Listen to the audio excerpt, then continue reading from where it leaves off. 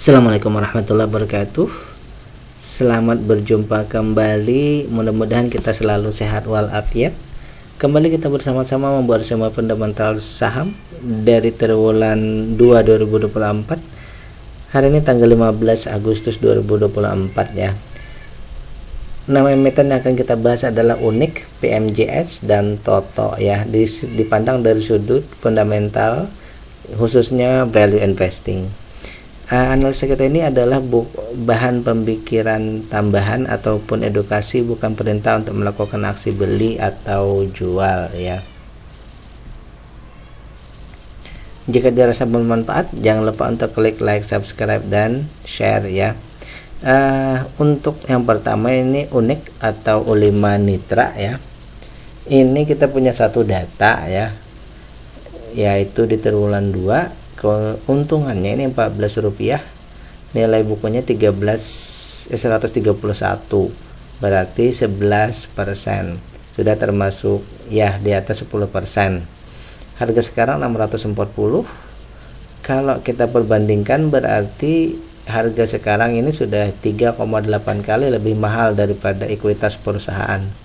Jadi harganya sekarang ini sudah 3 kali lebih mahal ya daripada keadaan perusahaan sesungguhnya ya. Yang kedua, seperti di sini bukan hijau tapi merah juga ya. Yang kedua dari segi maksimal beli 145, berarti juga kemahalan ya, 3,41 kali. Berarti perusahaan ini ya sudah ya valuasinya mahal. Yang kedua, mereka membagikan dividen juga ya, tetapi dividennya kecil ya, hanya 28%, belum sampai 30. Dan juga karena tadi valuasinya yang mahal ya, 640 tadi, akhirnya dibandingkan dengan dividennya ya, dividen payout ratio-nya yang 28, otomatis dividen yieldnya hanya 0,64, sangat di bawah dari inflasi, yaitu yang pertama. Baik, yang kedua, yang kedua ya. Jadi simpulan pertama bahwa valuasinya mahal, dividennya kecil ya, walaupun ada tapi kecil. Kemudian dari segi ketahanan perusahaan ya, dari 4 kriteria, free cash flow sangat besar, aset lancarnya oke. Hutang berbunganya ini sebenarnya masih di bawah, cuma sudah mendekati 100% ya. Tinggal 5% lagi ini sampai, berarti awas lah istilahnya. Bukan awas ya, cuma sudah mendekati ke awas ya. Kemudian dari segi kepemilikan oke, karena ini 100%, semuanya memang 100% di bursa, tetapi yang non warkat hanya 20. Jadi dari data yang kita dapatkan ini ya, dengan valuasi yang mahal, berarti ini lebih kepada kalau misalnya harganya turun saja bisa, cuma mesti harus dibarengi dengan peningkatan IPS juga sih sebenarnya. Tapi dari semua data ini saya ingin ngasih begini ya,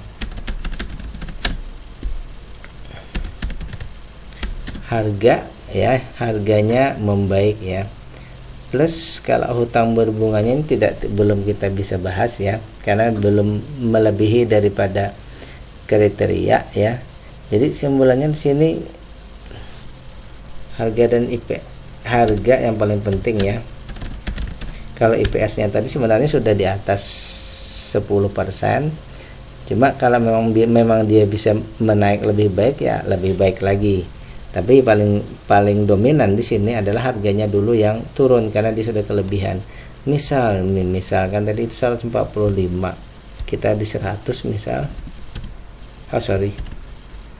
Di 640 ya. Kita di 100 misal, valuasinya jadi murah, semuanya jadi lebih baik ya, meskipun DPR-nya kurang ya.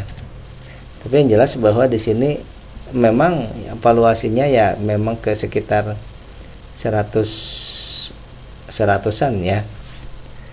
Itu yang pertama untuk Unik atau Ulima Nitra ya. Yang kedua ini PMJS ya, Putra Mandiri Jembar Tbk. holding company ya, holding company investasi dalam bidang perdagangan, dealer resmi, jasa yang berhubungan dengan kendaraan bermotor, reparasi perawatan dan penyewaan kendaraan dan platform lainnya. Baik PMJS ya, kita punya datanya di triwulan 2 saja ya. IPS-nya Rp12, sekarang 188. Keuntungannya hanya 6,73%, di bawah 10% ya, di bawah 10%. Namun harganya ini 123. Kalau dibandingkan dengan nilai bukunya dia masih rendah ya, 35% di bawah. Ini berarti termasuk sangat masih sangat di bawah ya. Namun IPS-nya 12 jadi 127. Harga sekarang hanya 3% di bawah ya. Berarti ini termasuk kategori wajar. Jadi untuk pembelian ini dia termasuk dalam kategori wajar ya. Memang harganya seperti ini, artinya diskonnya tidak ada tapi tidak terlalu besar ya. Namun ada sedikit permasalahan bahwa kalau tidak salah ini sebelumnya mereka membagi 36%, tetapi atau mungkin belum ya, tetapi perusahaan tahun ini tidak memberikan dividen. Bisa juga belum sih. Jadi ini nol ya. Jadi akhirnya tanpa dividen, tanpa DPR ya. Valuasinya memang istilahnya murah dan wajar, tetapi tidak atau belum dikonfirmasi oleh dividen. Coba kita cek dulu ya. Iya, di 2022 ada bagi dividen, tapi sekarang di 2023 tidak. Kalau kita mencermati ketahanan perusahaan ini oke semua ya. Tidak ada masalah, hutangnya oke banget.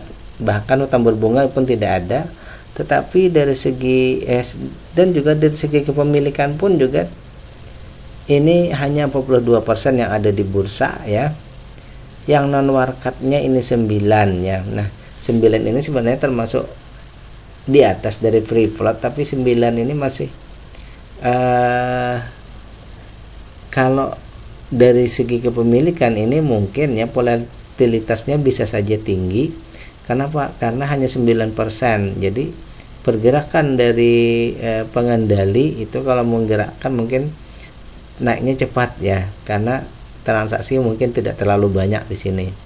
Catatan terakhir bahwa dari 42% yang ada di bursa itu 34%-nya malah asing yang memiliki ya. Coba kita cek 34%. 34 per 42.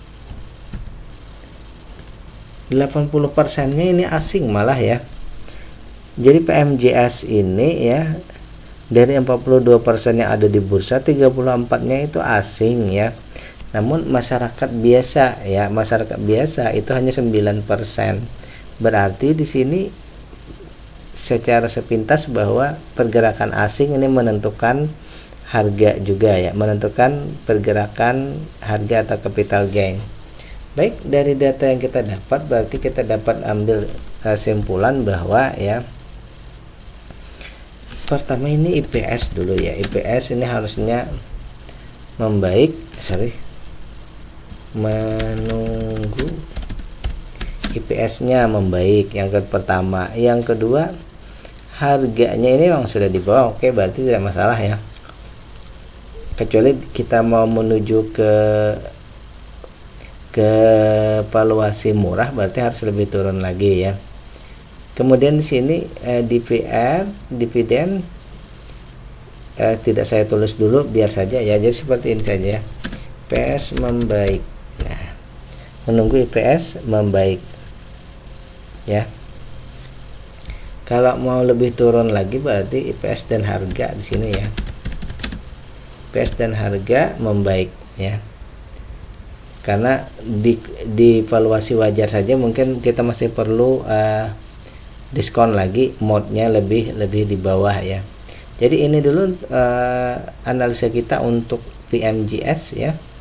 Jadi di triwulan berikutnya kita kembali cek lagi ya. Pembahasan kita yang ketiga, yang terakhir ini Toto, Surya Toto Indonesia. Kemarin kita sudah membahas SPTO, itu distributornya. Kalau Toto ini adalah pembuat bahannya, pembuat barangnya ya. Keuntungan ini Rp21, sementara nilai buku 229, keuntungannya 9,47%, termasuk sudah so-so ya, sudah mendekati ke 10% ya, anggaplah kurang lebih. Kemudian dari segi harga 220 tadi kan, berarti di sini diskonnya ada 4%. Diskonnya 4%, sudah mendekati nilai wajar ya. Yang kedua, valuasi berikutnya adalah maksimal beli 217, harga sekarang 210, berarti di sini kelebihan harga ya, artinya harga sekarang sudah 1% lebih mahal ya. Jadi mahalnya di sini dalam artian 1% saja di atas nilai wajarnya ya. Jadi perusahaan ini kita anggap saja valuasinya wajar ya, dengan ekuitas yang masih murah ya. Murahnya pun sebenarnya dekat-dekat juga sih dengan wajar. Jadi bagaimana kita katakan saja ini valuasinya wajar begitu saja ya. Kemudian di sini perusahaan membagikan dividen 78%. Berarti di sini dividen payout rasionya perbandingan antara EPS dikalikan 78%, jadi 78%-nya itu 17. 4 rupiahnya ditahan untuk pengembangan perusahaan, 17 rupiahnya dibagikan menjadi dividen ya. Sehingga di sini dividennya adalah 7,7%. Jadi dividennya besar. Tapi kalau kita setarakan dengan 30%, dia hanya 3% sebenarnya dividen yield-nya ya. Jadi dari segi pembagiannya itu memang besar ya. Tetapi kalau dari segi rata dividen, maka dividen yield-nya sebenarnya hanya 2%-an saja ya. Baik, itu dari segi dividen. Jadi sebenarnya dividennya besar, DPR-nya besar ya. Dividennya besar kalau itu tadi secara akumulatif, tetapi secara rata ini di bawah ya. Kemudian dari segi yang ketahanan perusahaan aman semua ya, sangat bagus ya. Saya tidak menjelaskan lebih jauh karena free cash flow-nya itu 13% di atas 10. Kepemilikan juga di sini bahwa yang ditradingkan di bursa itu sedikit sekali sebenarnya ya, hanya 14% yang ditradingkan di bursa. Kemudian masyarakat non wakatnya hanya 7,3. Ini kalau secara perhitungan berarti masih kurang 2% lagi ya, masih kurang 2%. Jadi free float-nya kurang ya, free float-nya kurang. Jadi dari data yang kita dapatkan ini ya, saya pribadi berpendapat, ini berpendapat ya, beropini ya, berarti bukan kesimpulan, beropini saja bahwa kita yang pertama ini tentu saja ini EPS bisa ditingkatkan karena baru 9%. Yang kedua, harga mesti turun lah supaya menuju ke valuasi murah ya. Dan yang terakhir ini free float-nya mesti membaik menuju ke di atas ya, di atas 75, paling tidak di atas 10 lah, supaya lebih bisa ada mengakomodasi istilahnya retail supaya bisa lebih bergerak di sini ya. Baik, kita punya 3 data ya. Tadi Unik, PMJS dan Toto ya. Dengan kesimpulan dalam artian analisa kita yang sudah saya bahas tadi. Demikian pembahasan unik PMJS dan Toto, semoga bermanfaat. Assalamualaikum warahmatullahi wabarakatuh.